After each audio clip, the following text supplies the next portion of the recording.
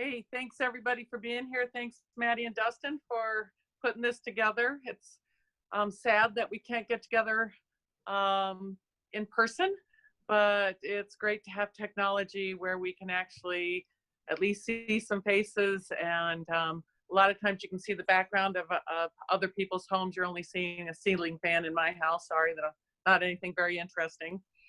I am feeling the effects, not of having COVID, but of the, I guess, the confinement. My hair is too long, so now I'm wearing 2 ponytails. I haven't had a haircut since March, and I know they're open, but for personal safety, I've chosen to wait to do something like that. I consider it a little bit of a risk to go to the Capitol, and you were just talking to Ross about masks. One of the Republicans who's been wearing a mask since day one is having bypass surgery in a week. Unfortunately, wearing a mask protects the people that you're around from your giving them the disease primarily. I think there's a little bit of protection for us. I don't understand why these individuals aren't wearing masks. I always think, the government gives you all sorts of warnings. We have a tornado warning, and, maybe you don't go to the basement, but you probably send your children to the basement, right? You try and protect those around you, and that's what a mask does. It should not be a political symbol. It should not be a symbol of fear. It's just a symbol of saying, or not even a symbol, it just says, I'm willing to protect you, and I hope you're willing to protect me, and let's try and reduce the impact of this potentially very dangerous virus. Regarding COVID, it has just shown so much the weaknesses in what we do, the disparities in our society. Lack of health care for some people, when we're saying, well, some people want to get tested, but they can't afford to it. Even if you can get tested or could get tested early on. People can't necessarily afford to get treated, given that it's often hospitalization if they don't have health care coverage. It's not only that though, but it's food. It's my husband and I and our son were quarantined here together or sheltering in place together for 3 months. And in some ways, or close to 3 months, in some ways, there were some really neat aspects to that, because it forced us to kind of slow down in our lives and spend some time together. We spent a lot more time in the kitchen, which was either unfortunate or fortunate. We had a lot of fun doing that. My garden looks a lot different than it looked 3 months ago, and it's been a lot of fun to do that. But there were some really good things for us, but there's so many people who were unable to do that, who are still in the workforce, barely, and some of them are barely making even a living wage. So the disparities are so significant in healthcare, then in employment, the number of people who actually lost their jobs and are just even looking for bottles and cans in order to pay rent. I've had at least 2 people ask for bottles and cans to pay their rent or to pay their everyday expenses.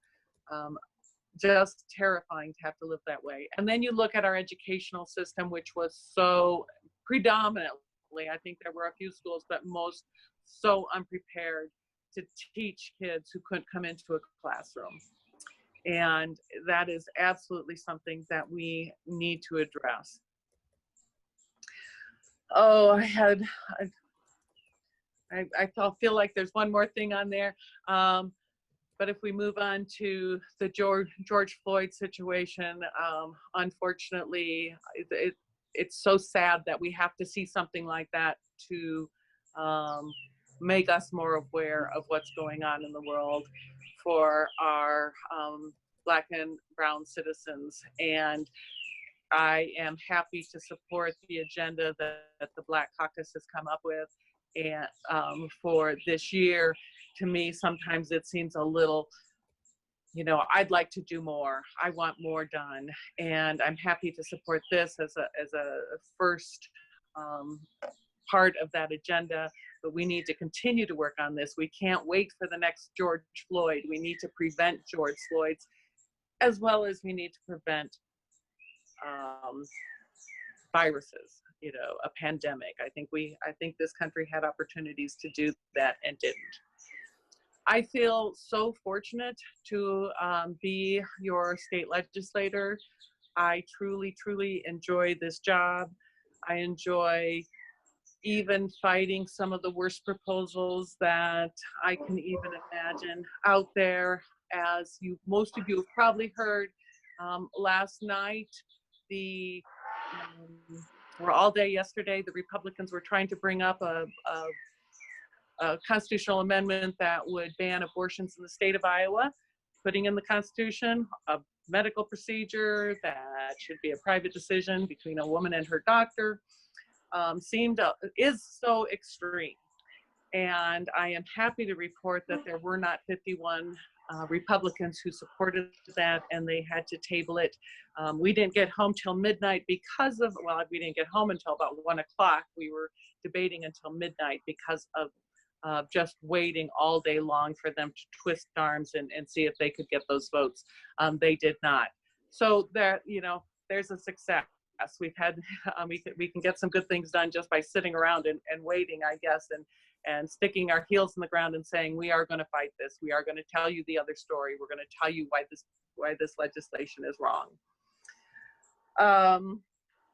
I am running for re-election, and I will be, I have an opponent. My opponent is Eric Cooper. I've run against him before. He is the libertarian. I take all opponents seriously, so I will be campaigning. I don't know about the door-to-door work that I'll be doing simply because of COVID, but I will be doing other work and reaching out to people. I did do some phone calling during this shelter in place to particularly people who might be at risk. And I got to tell you that those were some of the best phone calls I've ever made. I got to meet some very interesting people and hear their stories. Most people were doing okay, but it was very interesting. So I will be campaigning, but predominantly when I raise money, I'm raising it to make sure we get to 51 in the Iowa legislature. I would like to go an entire legislative session without fighting. I mean, if this is just the bare minimum, and this is the bare minimum, but without fighting an abortion bill.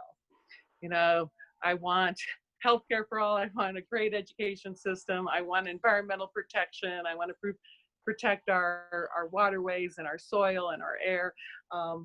I want a great justice system where we can all feel safe, not just those of us who have lighter skin. You know, there's a lot I want to get done, and we can't do it without 4 more votes in the Iowa House Caucus. So that is going to be my goal. I will be working on that tirelessly until November, and I would love your help. Thank you again.